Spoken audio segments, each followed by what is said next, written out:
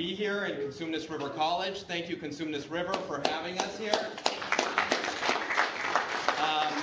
The reason why we chose Cosumnes River is because through their Enriched Scholars program, they've been able to grow from 2008, 22 young people in foster care to now a number of 74. So that's a pretty incredible amount of young people that have now entered the college system.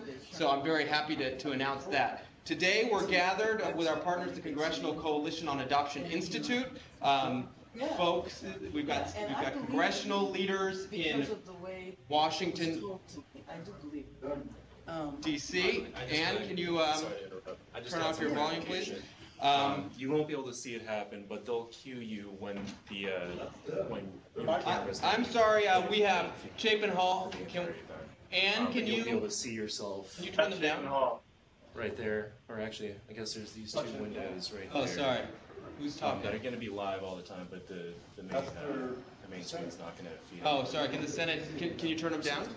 So you can excuse take me. off so that I can't see myself. So we're gathered here today for a national conversation on the intersection of education and foster care.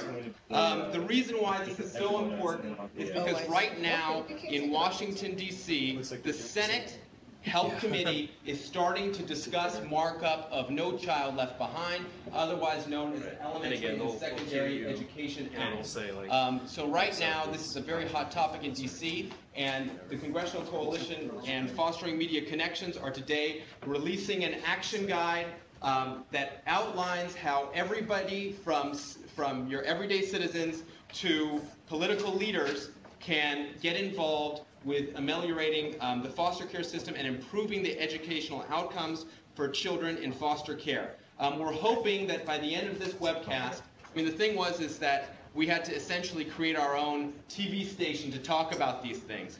So the purpose of this webcast is to look at the intersection of education and foster care as also a window into the broader reforms that are possible to the whole education system, and then look at vulnerable children as a way to understanding that. To that end, we've got great guests from the University of Chicago at Chapin Hall, the Senate Recording Studio, where we have some Senate leaders and leaders from the administration, as well as some foster youth interns with the Congressional Coalition on Adoption Institute, and we'll be hearing from Representative Bass, who's left California's State Senate to join the Congress in D.C. and help fight for these issues at that level. So I want to introduce those people that are at our that are on our panel. We have Mike Jones, who's an educator from Laguna Creek High School, who founded Courageous Connection, which helps link current foster youth up with services, created a homeroom type class, which we're going to hear a little bit more about. We've got Carrie Summer, who went through Mike Jones' Courageous Connections class, and we'll be discussing that with us a bit later. And we have Jatane Hart, who was a former foster youth intern with the Congressional Coalition on Adoption Institute, worked in the communications department for Senator Landrieu, and now works for the Alameda County Office of Education, working as an educational mentor, ensuring that children in foster care have their educational services met. So with that, I would like to hear briefly from Jatane about your experiences personally and your experiences now working with children in foster care as an educational mentor. So Jatane? Absolutely. Good afternoon, and thank you so much for being here. As Daniel said, I am now educational mentor for foster kids in Alameda County. And every day that I work with these young people, I feel very fortunate to have grown up in a very small town. I grew up in foster care in Ukiah, California, and because it was such a small community, I didn't change schools with every placement. I had very small classroom sizes, which meant that I had personal relationships with my teachers. They were not just my teachers, they were my neighbors. I saw them at the grocery store, they knew my foster parents. And so if I was in trouble or not going to school or getting bad grades, my parents knew immediately. They would get phone calls, and there was this sense of accountability that I wasn't going to let my foster parents down, I wasn't going to let myself down, or my teachers. I feel like For me, I was in foster care for 9 years, and I didn't change because of placement one time. Very, very fortunate. And school became my outlet of escape. I used that as a place to have control over what I did. I may not have been able to choose what house I lived in or, who my family was, but I did and was able to choose how well I did in school, and it really was my way of controlling my environment, and it really served well for me. Now working with young people, I have 17 young girls that I work with Alameda County Office of Education, and I am shocked at some of the, the level of deficiency in credit some of my young people have. I have young women who are 6 years old with 0 credits, and we are expecting them to try to recover those credits and then graduate either with a diploma or with a...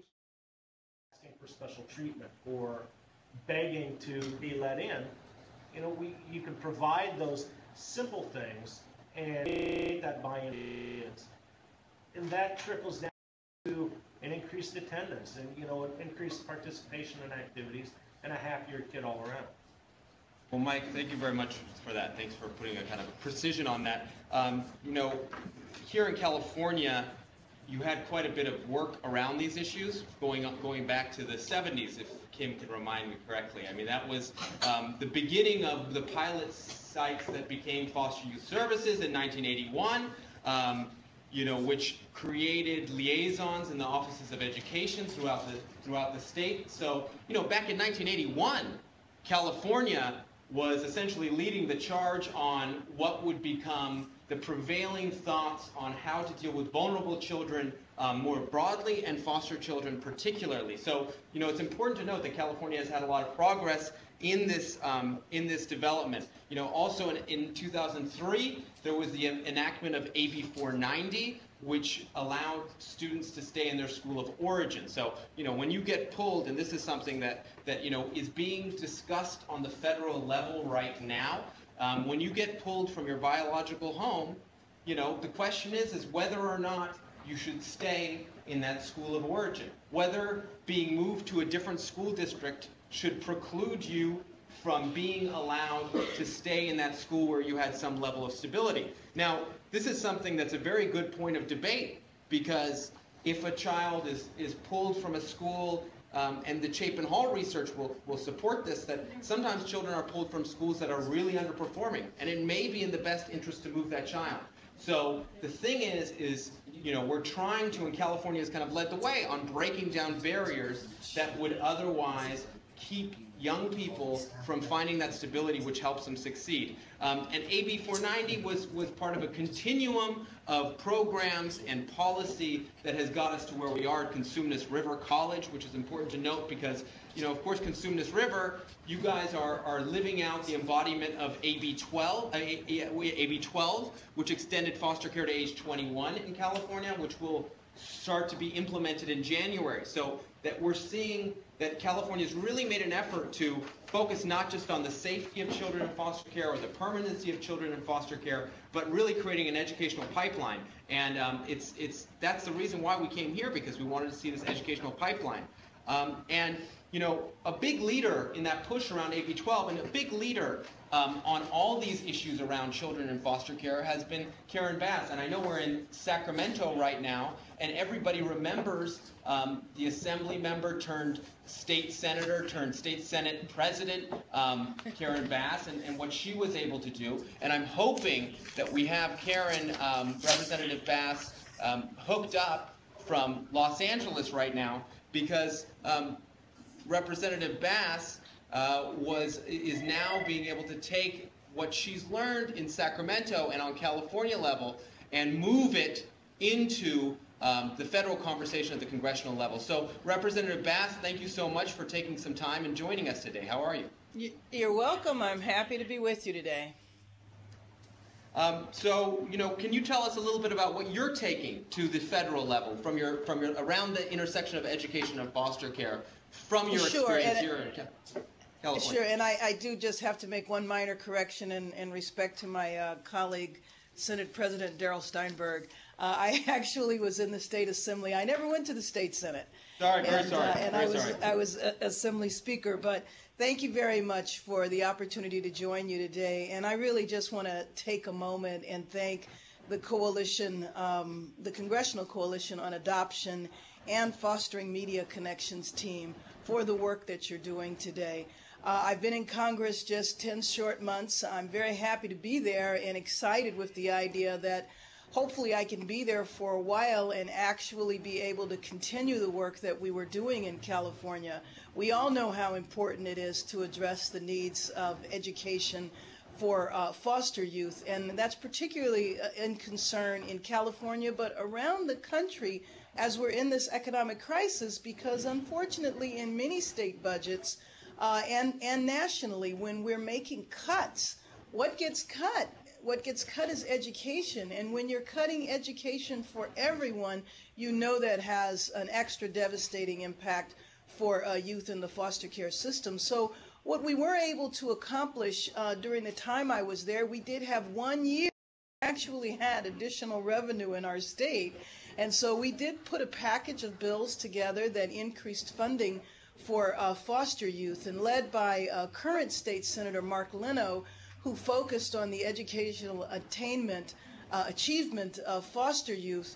We were able to increase funding for the Foster Youth Services Education Program, which essentially provides a liaison in schools for youth that are in the system.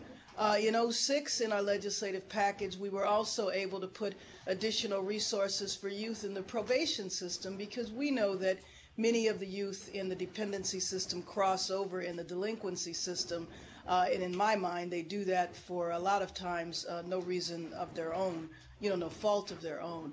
But anyway, in these tough economic times, I think the advocacy that all of us are involved in is particularly important, because when we're facing cutbacks in general, we're certainly concerned about cuts and how they will impact youth in the foster system. And so what I've done in my short time in Washington, D.C., is trying to replicate some of the work that we did in Sacramento. So we have formed a foster care caucus. I'm very excited that there's so many people in Congress that have been working on foster care for many years, that I frankly have a lot of mentors and people who are willing and able to help me. So, of course, establishing a partnership with Senator Landrieu, who I know you will hear from briefly, and working on the Congressional Coalition on Adoption, but forming a caucus on foster care, specifically with my Republican colleague, Tom Marino, as well as Congressmember Michelle Bachmann, and then on the Democratic side, Congressmember Jim McDermott. All of those individuals have many years of involvement in foster care policy. We just had our first briefing that gave us the state of foster care nationally from the perspective of the administration. We're going to have another briefing in a few weeks looking at the state of foster care from the perspective of the advocates.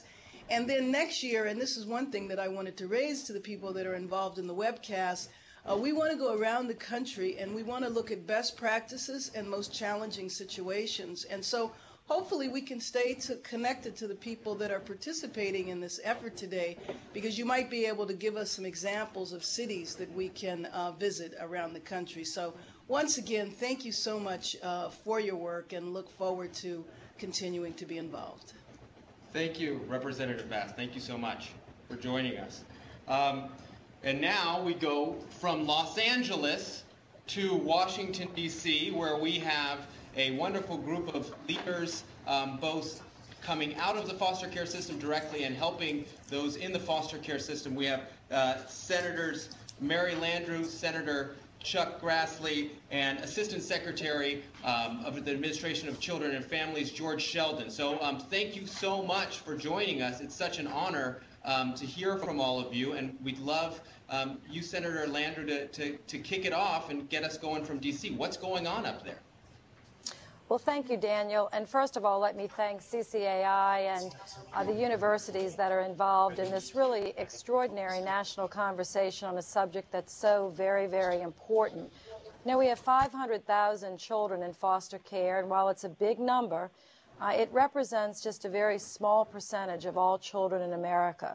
So most certainly, with all of our help and our good ideas, we can improve the outcomes for these children that are actually, the time that they're in foster care, they are in the custody of the government. And so we have a special obligation, I believe, to these children.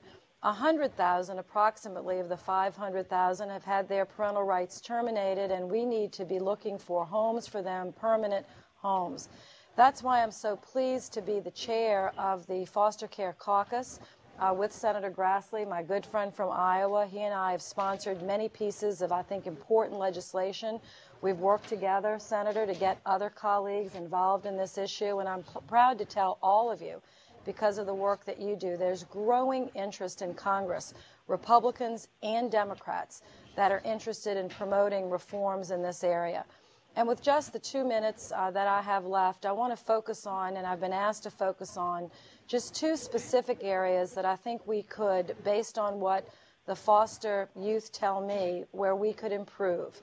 And one of them, most certainly, is working to help foster children stay in the schools that they were originally enrolled in before they were pulled into foster care, particularly if that is a quality school or a school that they have built relationships. You all know the statistics. I don't have to share this with you, but foster children move 1 to 2 times per year. Over a third of young adults who age out of foster care can report having moved 5 times in their life. Only 3% of foster care children receive a bachelor's degree. That is much lower than the national average for all children. And part of it is not because they don't want to work hard. It's not because they aren't bright enough. It's because if you had to move 4 times in elementary school and 5 times in high school, you might fall behind as well. It's emotionally very difficult. So we have a bill in to correct that right now pending. And then I think attracting, the other issue is fostering and mentorship, trying to provide foster children with a mentor. We'd like them to have a quality foster home, first of all. If they're terminated from their parents, we'd like them to find an adoptive home.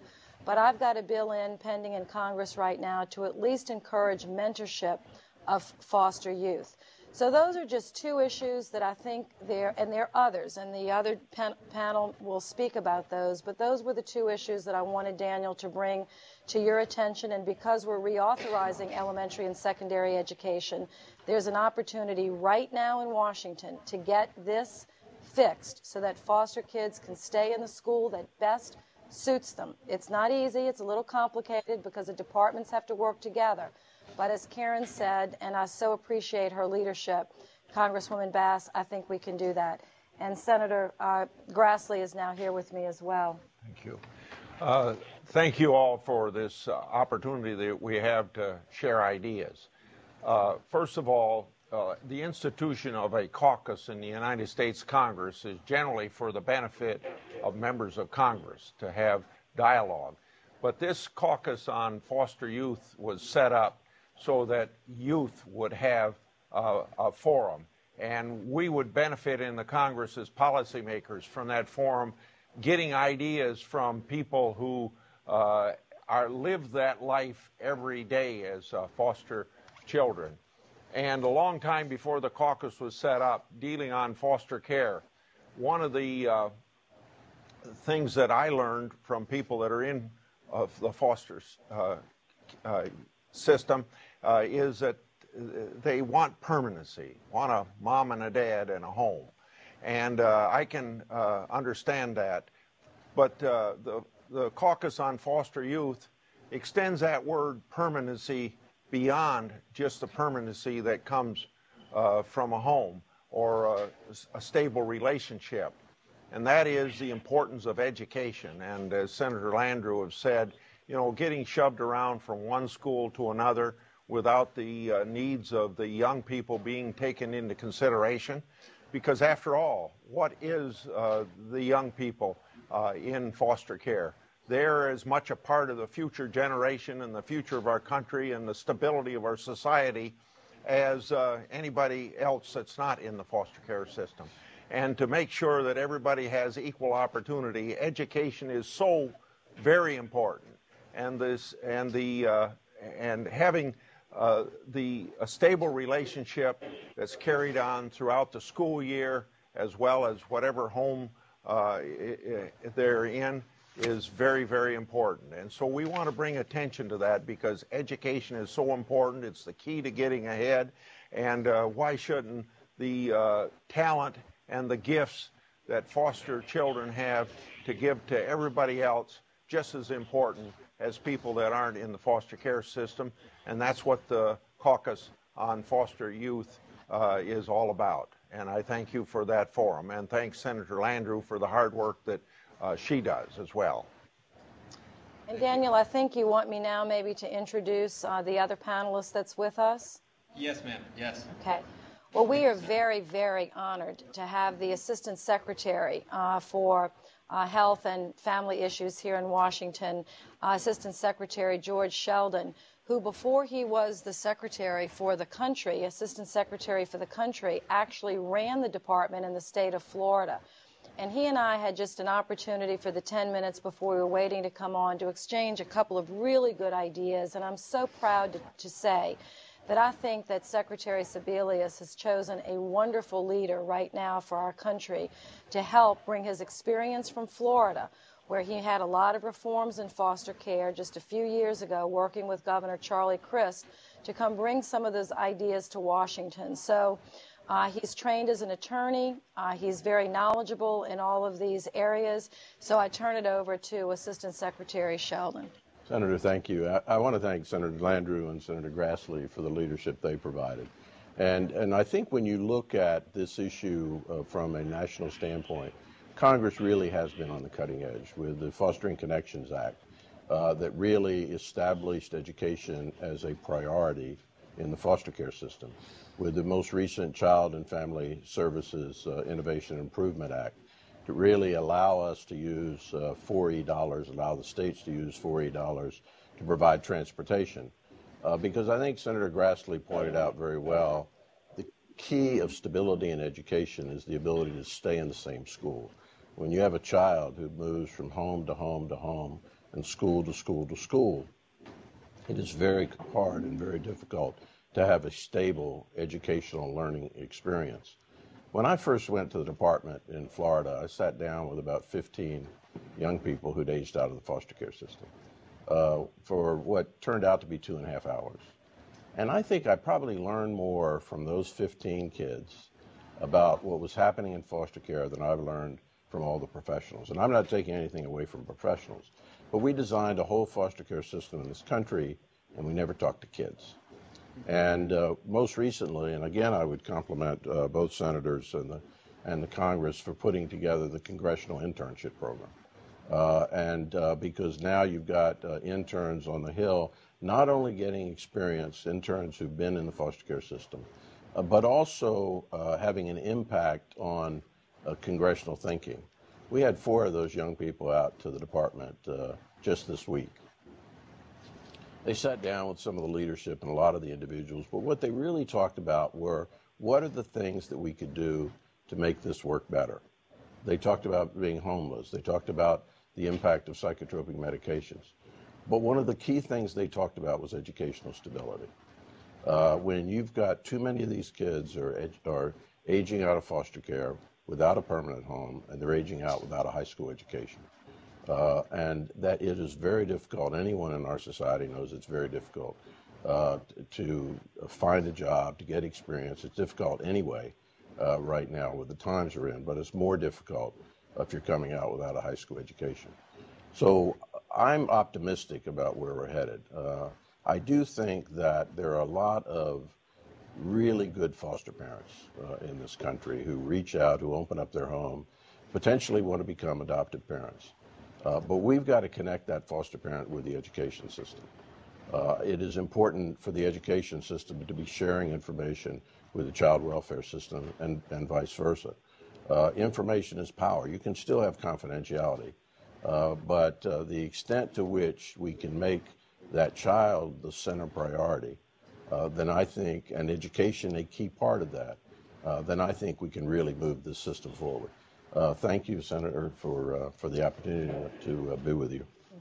And Daniel, just the final thing I'd like to say, and I know you're going to turn it over to the young people on the panel, is, the families that they come from may be broken, but it doesn't mean the children themselves are broken. And I think if we can keep that in mind, that many of these children in foster care are strong, they're resilient, they're smart, they're hardworking, but we treat them as if they're broken. It's the families around them that are broken, and that is a problem. We're going to try to strengthen their families, but when we can't, we have to give them an opportunity to be in a stronger setting. Foster family, adoptive family, but still to have those strong arms around them so that they can live up to the potential that they all have. And thank you so much. Could I make one short point, please? And that is that for us in public policy and in government, and this is requiring a great deal of cooperation between at least two agencies of the federal government, HHS and Education. It requires a great deal of cooperation between the federal government and state government, and within state government, collaboration between state government and what local school districts are doing. So you don't always get that sort of cooperation very easy, but I hope that these young people expressing what it takes for them to get ahead will dictate to every level of government that we have to have greater cooperation and not the usual independence that we have of one agency of government not necessarily cooperating with the other. Thank you, Senator. Daniel, on that point, because I would like to follow up, we're doing a national summit with the Department of Education and the child welfare system the 1st of November, so that at least the federal government can send the message that education and the child welfare system are prepared to work together. Thank you very much. Thank you. Thank you. It was wonderful to hear from Senators Grassley and Landrieu and the Assistant Secretary. It's pretty incredible to think about the conversation we're having today, which involves state-level leaders, and national leaders, people on the ground. What we're really seeing here is a continuum of ability to make it better for these kids on all levels. And that's kind of what we wanted to do, the Congressional Coalition on Adoption Institute, as well as Fostering Media Connections, with the help of our gracious leaders, to talk about that this is really possible. As we're dealing with reauthorization of the Elementary and Secondary Education Act, with the Administration for Children and Families coming together with the Department of Education for this national summit, you're entering a moment of pretty unparalleled and unprecedented momentum around the subject matter. So it's great to hear from DC and hear what they're talking about, that momentum building from the top down and from the bottom up like we're doing here. We're going to take it back to DC in a second, where we're going to hear from Derek Riggins, who was a foster youth intern with the Congressional Coalition on Adoption Institute. We will also hear from Madison Sandoval-Lunn, who was as well a CCAI, a Congressional Coalition on Adoption Institute foster youth intern. And we're going to hear from Christina Miranda. I know that Madison was on Fox News yesterday, so you're used to this kind of attention. So why don't you guys kick it off and tell us what you're thinking from DC? Derek? Many times when children come into the foster care system, they feel they are written off and often forgotten. Education is one such example. Children in foster care feel written off. Studies show that 75% of children in foster care are working below grade level, 35% are in special education, 46% do not complete high school, as compared to 16% of non-foster youth, and as few as 15% attend college. These numbers are not acceptable, and we can do better. I once read a quote that said, "We worry about what a child will become tomorrow, yet we forget that he is someone today." Education is an important tool that a child needs for the rest of their life, and a tool that can help shape their future and provide a way out. Oftentimes, when children come into this system because of no fault of their own, their education suffers along with other things. It is not enough to only deal with the physical and mental issues that young people face in the system, but we must address why so many kids in foster care are falling behind academically. I was always taught that when you're given something, you should leave it better than how you found it. If your own child was performing below grade level and not meeting your expectation or reaching their full potential, you would do everything in your power to help them reach their full potential. Ways we can help make a difference is by holding states accountable for the educational outcome for kids in foster care. Currently, the CFSR has only one question in regards to education for kids in foster care. The question reads, do children receive appropriate services to meet their educational needs? This statement alone does not uncover information such as what is the state doing to determine what particular services are appropriate to meet the child's needs? Does the state effectively provide such services? And are the services effective? These are all important questions that can help improve the child welfare system. A report published by the Legal Center for Foster Care and Education found that during round 1 of the CFSR, 34 states were found not in sustainable conformity with the question about education on the CFSR. Round 2 of the CFSR began in 2007. Of the 9 states whose round 2 final reports were published, only 2 states, Massachusetts and North Carolina, have been found in sustainable conformity. It is not enough to know what the problem is, but we must address the problem. The CFSR holds a lot of weight, and I believe that if we put a focus on education, we can improve the outcome for kids in care. An unknown author said that education is unique among the consumer products. When it fails to work as advertised, it is the customer who gets labeled as defective. Let's remove the labels that are placed on foster youth and invest in their education future and a bright tomorrow. Thank you so much, Derek. Thank you for that. Madison, how are you? Good afternoon. I'm doing well. Thank you for asking. Today I'm talking about special education and foster youth. Foster youth are often overrepresented and underserved when it comes to special education services. They are 3 times more likely to be diagnosed with special needs compared to their non-foster care counterparts. The misdiagnosis often is a result of placement instability that puts foster children behind academically. There is also a lack of resources and academic support to help children catch up. Once misdiagnosed, they're less likely than their peers to get any actual special services. The Individuals with Disabilities Act provides for the enforcement of rights through parents' advocacy. Parents have a host of procedural rights designed to empower them to obtain appropriate services for their child from their school districts. There is a gap in parent advocacy for children in foster care who have special needs. There is no oversight to make sure that someone assumes responsibility to advocate for a child's educational rights. Here are my following policy recommendations. The Congress should encourage states to create a surrogate program that would oversee the identification of an appropriate and qualified surrogate parent for every child who has or may have a disability and who is in the custody of the state. A surrogate parent or an educational advocate would be best suited in identifying the programs and services that would help a child maximize his or her potential in education.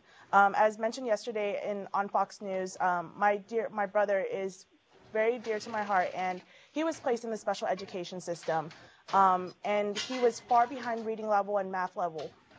It wasn't until he was adopted and someone actually saw the potential in him and took him out of the special education program and placed him in independent studies. Now he's up to reading level, math level, and he has college in his sights. There is no reason why we shouldn't give this same type of privilege and opportunity to all foster youth.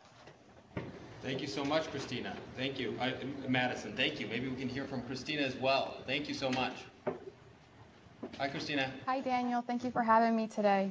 I just wanted to talk a little bit about my experience. I went through 10 different foster homes, and I also been through 10 different schools. That's triple the amount of these schools that the general population attends, which is 1 elementary, 1 middle, and 1 high school. When I was placed in foster care, I remember being in elementary and middle school, and the most important thing to me at that time was permanency, like being connected to my family or someone that I knew that could normalize the situation for me. I think that we really need to help these youth stay in their school of origins and support that. I think a practical solution to that is being able to use like family finding or family group decision making and really keeping it at the roots. already established resources there for these youth that can be there for them and take them to school or take them to extracurricular activities and really monitor how they're doing in school and help them to achieve in school. Also, I worked as a CPS worker, and everyone involved, all parties, guardian ad litem, the judge, the provider agencies, caseworkers, whomever, reported to me and I reported to the court, and I had these court packets, and under the education section, there was only there was just a line saying that the child was doing well in school, and it was never an issue or never questioned unless the child was being truant or they failed out of school or they failed a grade. So I think there really needs to be more of a collective effort. I think people really need to advocate and really monitor these children's how they're doing in school. Christina, thank you so much. And thank you to all of you foster youth interns with the Congressional Coalition on Adoption Institute. Derek, Madison, Christina, you guys are real leaders, and it's great to see that the youth voice that we have here at Cosumnes River College, that we have here in Sacramento, we have in Washington State, and Virginia, and everywhere else is really being heard on the federal level. And this is one of the greatest gifts that the Congressional Coalition has been able to do is pulling off this foster youth internship program, which has seen hundreds of young people go through it and be able to really advocate for the needs of foster youth at the federal level. And I know that here we have Jatane Hart, who is also a foster youth intern, who use that opportunity to really put a bug in people's ear, and that's very important. So thank you all. Thank you so much for joining us from Washington, D.C. Thank you. Thank you.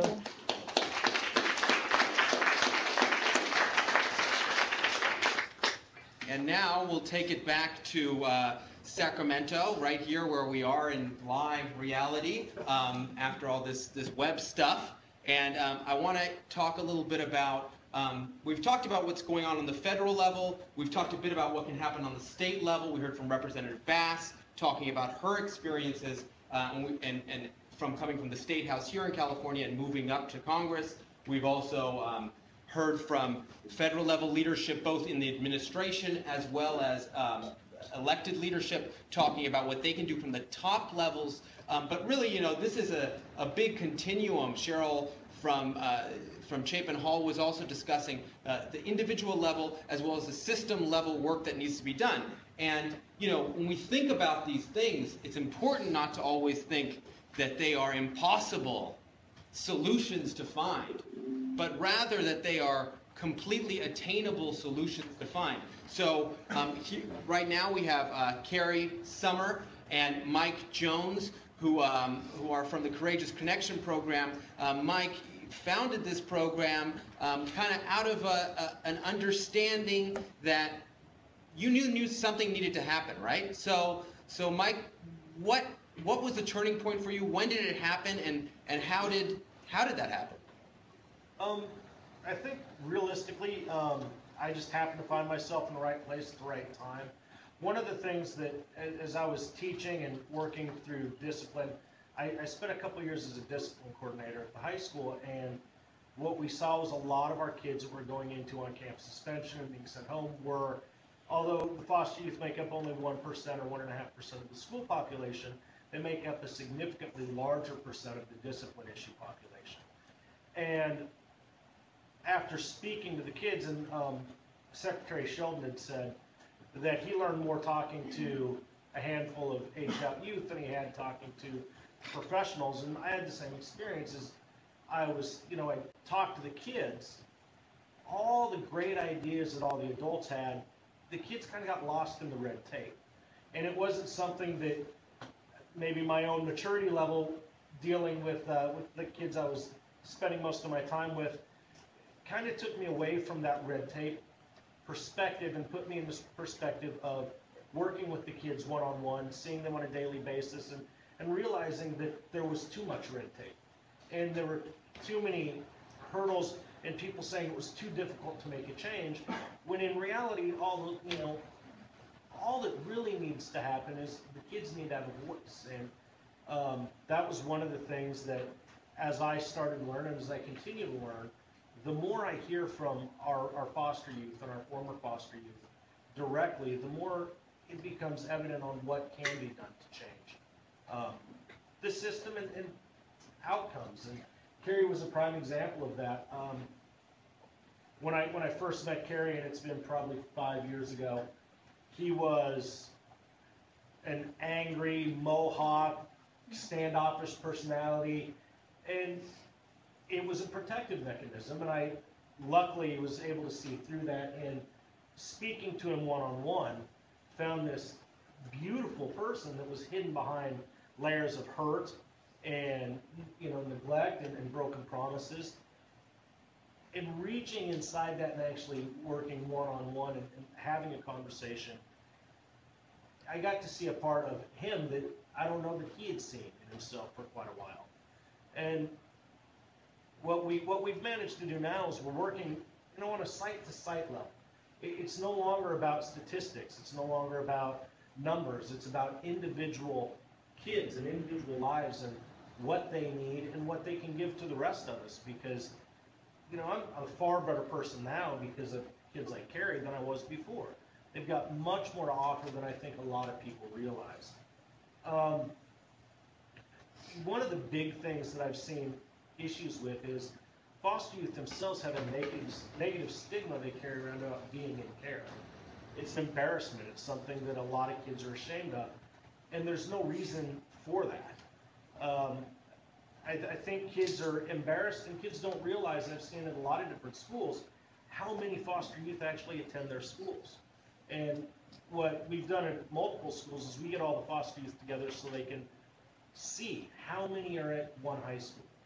How many kids in your classroom that you walk across campus with are actually in care and know what you're going through. And that in and of itself has kind of eliminated this lonely feeling, like you're the only one. You're struggling and nobody understands what's going on and nobody cares. When you realize that you're not alone, you can start to stand on your own and believe that you're not a statistic. You're not a negative stigma. You're a group that's strong and powerful, and we've managed to give a voice to a lot of those kids, and we see huge changes because of that. And this one's a perfect example of that, because I've seen in 5 years, I've seen him grow into a man, and a man that, on a personal level and professional level and just an existence level, a respectful man. So it's a good thing. So Mike, you took the time to reach out individually, on a one-on-one level, and that's something that probably everybody could do. And who knows if everybody's doing that, right? That's something that's we need to kind of encourage that kind of stuff. This is a culture that does not necessarily celebrate those in the helping services, but I can tell you that teachers and social workers are my biggest heroes. So that you were able to do that really speaks to what's possible. I know, Jatane, you're doing that on the level of a mentor, as an academic mentor. Carrie, and if you can speak up because we've got the mic here, but just kind of tell us what was up with the Mohawk. What was up with that, and where were what were you trying to, what were you thinking when you met Mike? Well, the Mohawk, that was just kind of my signature thing that made me stand out to people. Really looking back on it, I had to bring the Mohawk, the black plastic glasses, because people would notice me. I wasn't just, just somebody walking through. And I went into Mike's classroom, and I didn't think much of it at the time.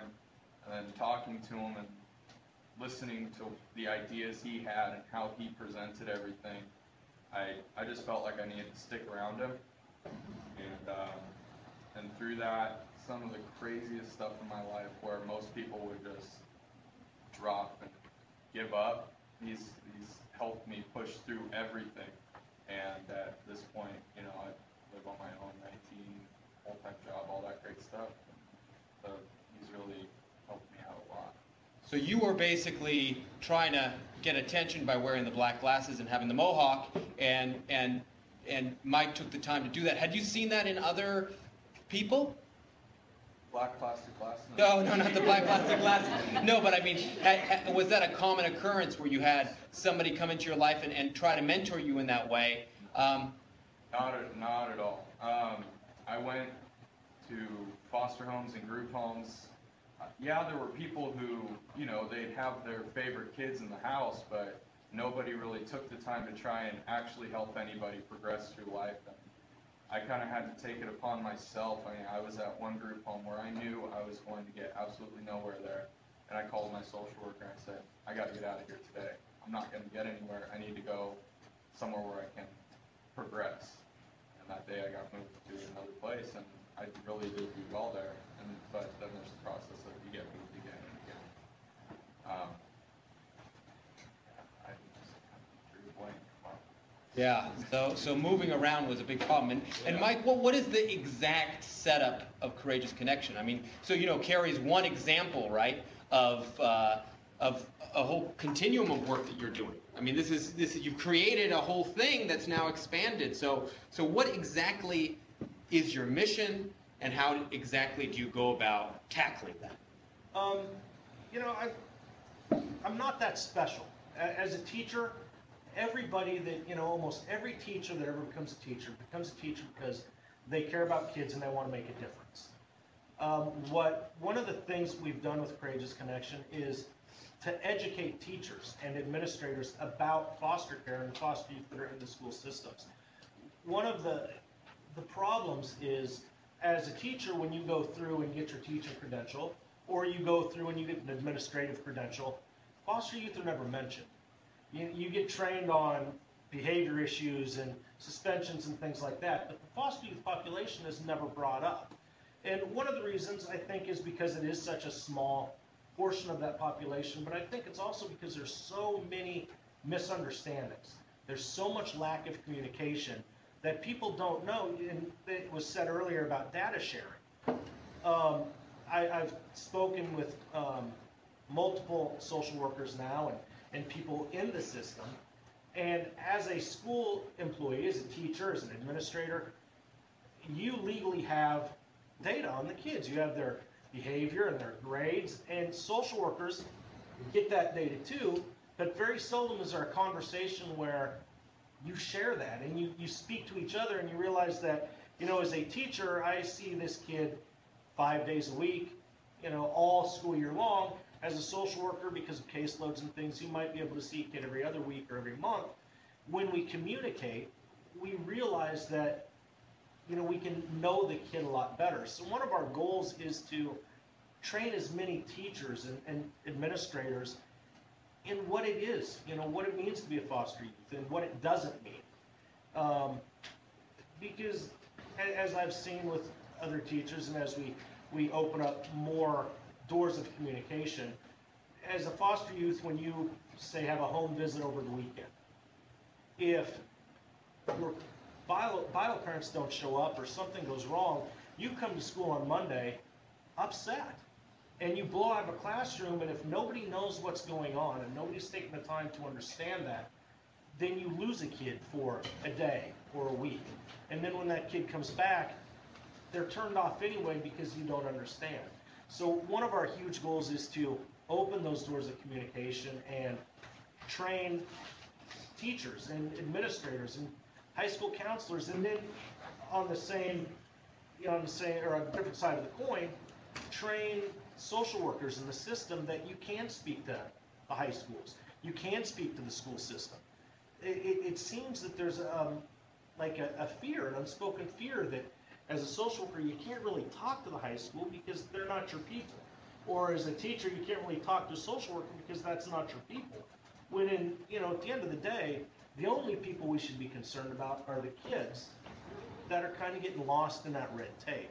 So, you know, a big movement for us is going to be to open those communication gaps and to let people know things can change. It's not that difficult.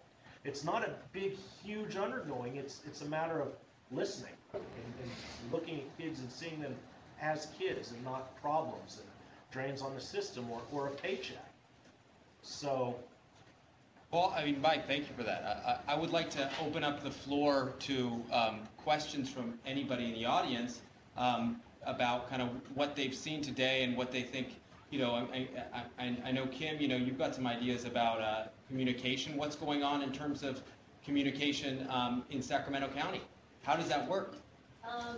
Well, I'm in one of the core programs here in the Elk Grove Unified School District. So the core programs communicate about foster youth services and what the needs are for the students.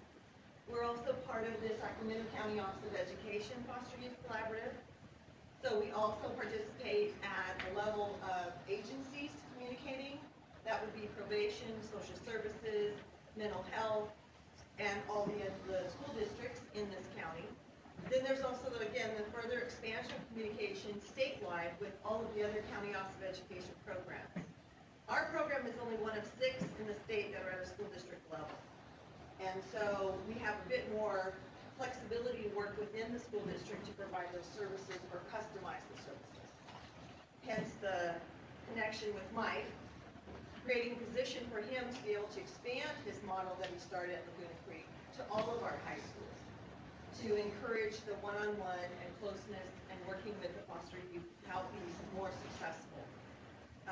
So there's a lot of discussion both locally and statewide, and continuing the services, expanding the services to make sure that each of the foster youth service programs have some type of involvement with the youth themselves, bringing them in through different realms, either as a AmeriCorps member, as part of foster youth services, being on the task force at both the county and state levels, to bring in and focus on what are the needs, what areas should we be really putting our funds into, and focusing on what the needs of the youth are, really listening to them one-on-one. So that's what we're doing. Thanks, thank you. And Jatane, you come out of Alameda County, right? Office of Education. So, what is your kind of impression of communication, and how do you work to really, do that every day? Well, I think what's really unique about our program, Alameda County Office of Education, is has collaborative with foster youth services as well, and so we really do have the opportunity to have open dialogue. Being part of the Office of Education as a mentor, we have access to a lot of the records and behavior. A lot of things are going on at the schools for the young people. I can go into school, get attendance records, get behavior records, get all of that immediately, and then also being able to talk to, because of the collaboration with foster youth services, talk to social workers and really share that information. And what I've really noticed is that teachers and administrators, they really welcome us coming and talking to them, because a lot of times these young people do fly under the radar and they don't get seen unless they're having behaviors. And so a teacher doesn't know that they may need a little bit extra help or a little bit of this. And so for me coming in and saying, just even introducing myself, saying I'm an educational mentor, I work with this young person, they go, oh, there's another support person, someone I can call, who I can say, we're having this issue, or this youth is falling behind, what can we do? And they're willing to work. And so being able to really make that connection and talk to teachers, administrators, principals, they really appreciate it. And I think it's really unique in our in Alameda County that we have the collaboration. So, how is it for you coming from, the kind of seeing everything from the systems level down to this level? Not down. I'm just saying. I think what's really important for me is becoming from the policy arena and really then coming down to direct service is really being able to see what the young people go through. It's different because you hear it, and a lot of times in DC you hear young people who have been, taught to speak in front of people, and so I'm working with the young people who don't have a voice normally and who have fallen so far behind the cracks. When I say young people with 0 credits, those are the same young people who come to DC and talk to the policymakers. These are kids who get left in the cracks and no one ever finds them. And so really getting to see that and really use that experience and what they're telling me and what their experience is to improve the system is really important. Yes? I work in a foster care agency that's all over Northern California and been doing that since about 1822. And the trend in the industry that we see is that more group homes are closing. More children are coming from group home care into what we call intensive foster care, where the parents are more highly trained to work with these children, and they have no capability of even thinking about being in the public school system. So what do we do with this issue as more and more of these really special needs kids come into foster care? So the question is they're not even in the public education system. So Not at this point. Not at this point. So how do you get them into the public education system, Well, or how do you deal with kids with special needs? I mean, Jatane, are you dealing with that at all? I deal with a lot of young people with special needs. I think maybe probably 6 of my young women have IEPs, and so really, you know, what I really enjoy is the fact we do TDMs a lot, and we do a lot of meetings with educational teams. A lot of times we have some pretty great social workers in Alameda County who really do involve every person who's in their life to talk about education. I think you're right in terms of saying that it's hard to meet all of the educational needs. We have a lot of schools that are closing down public schools, and so some of these schools, a lot of public schools aren't offering all of the special needs services that young people who have special needs are needing, and so it's really difficult for us as well sometimes to find where we can get those services. And I don't know the answer. I think that we're working on that, and I think that each district is thinking about how can we better serve these young people. The county's definitely thinking about it. Social services is also thinking about it, and I think it's a conversation that needs to continue. Yeah, Mike, how do we get one of you in 8 northern counties? It's not, I don't think it's that difficult, because I think if you open up, it's a communication thing. If you open up that communication and you ask, there are always people around. And with this special education thing, one of the things I've seen, and I'm sure Jatane sees it also, is there's a disproportionality that occurs with foster youth and special education or behavioral issues. And it's not because those youth are necessarily learning disabled or uncontrollable.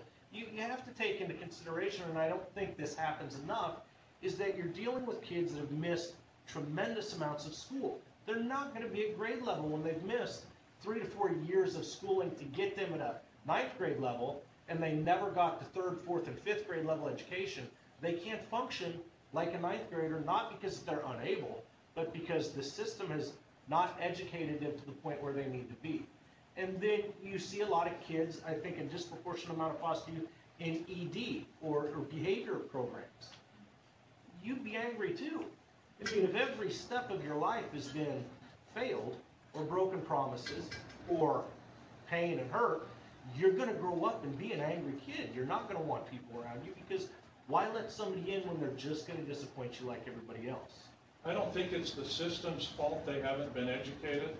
I think it's because they've become so emotionally traumatized by their incredibly dysfunctional home that they can't sit down in a classroom and be taught. I was in a home yesterday in Magalia where they've had 50 special needs foster kids.